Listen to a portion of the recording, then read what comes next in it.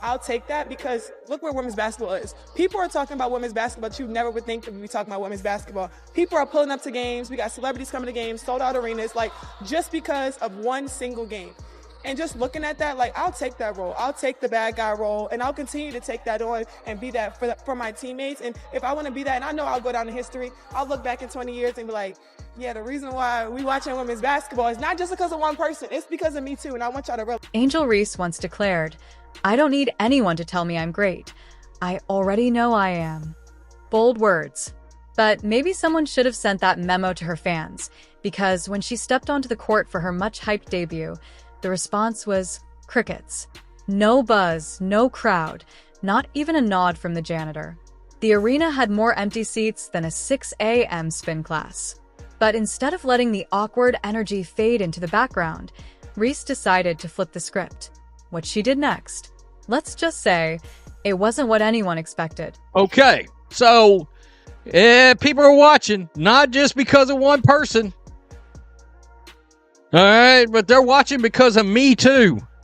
Me too. They're playing at LSU. There are people right now, her fans. You know what? Her social media. Angel Reese claimed she was her, but apparently, her meant showing up to her first professional game to play hide-and-seek with an audience that never arrived. It was so bad, even the popcorn vendors were starting to question their life choices. The arena was so empty, you could have held a meditation retreat in there, peaceful, quiet, and completely free of distractions. Mainly because not a single soul cared enough to show up. Great to be here with you guys today. Angel Reese, girl, you're my angel. You're my darling. Folks, the Chicago Sky Game 1 of the preseason was underway last night. Angel Reese looked pretty good, but we're going to get into that momentarily. On the negative side, Angel Reese fans, LSU fans, all of you who tell us, oh my God, what a big superstar. Meanwhile, across the basketball multiverse, Caitlin Clark is casually breaking ticket sale records, trending like she just cured boredom and being treated like the basketball version of Taylor Swift's Eras tour. Every seat filled, fans screaming her name, and cameras snapping faster than Angel Reese's patience when someone dares mention Caitlin's name. So I think it's time to finally, end the argument. End the argument that there is any sort of other needle mover that is even remotely close to Caitlin Clark in the WNBA. And again, the reason why we've got Hailey Van Lith up is because it was Hailey Van Lith's return as well as Angel Reese's return. Angel was not the only person. They had two players returning. However, right now in Carver, there are no tickets left for under $200. Let's be honest, Reese probably thought she was walking into a red carpet event with fireworks and a standing ovation just for showing up. Instead, she was met with the sound of crickets, like the awkward silence that follows someone saying, "Trust me, I'm a big deal," and then complete radio silence. Twitter fingers turn to can't even show up and buy ticket fingers. Angel Reese, going home to her alma mater, LSU, plays against the Brazilian national team in front of 6,373. To be fair, Angel's confidence has never been quiet. She strutted onto courts like she owned them, acted like she invented rebounds, and waved off critics like they were nothing. But all that big talk started to feel a little hollow when the only people tuning in were a couple of reporters checking their phones and a security guard battling sleep. I've tried to tell you guys, you heard me say it on this channel. A lot of Angel Reese fans are not basketball fans, and they are proving it. They proved it last night without a shadow of a doubt. That was one of the most embarrassing things I've ever seen. You might be like, well, Rhodes, what was so embarrassing? The best part?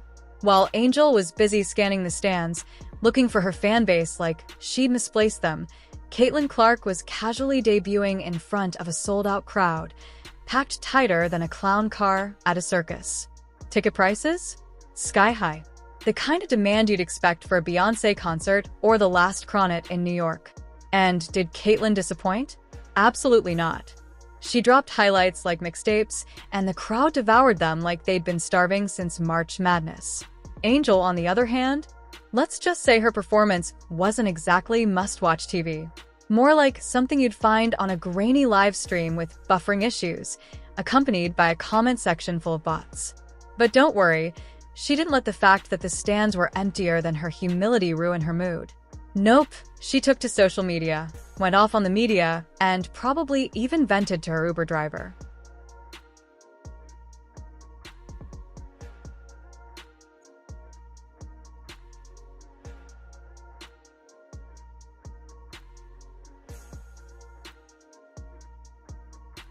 I don't want to hear ever again anyone ever tell me that there's anyone that's like Caitlin Clark in the WNBA. I don't ever want to hear it again.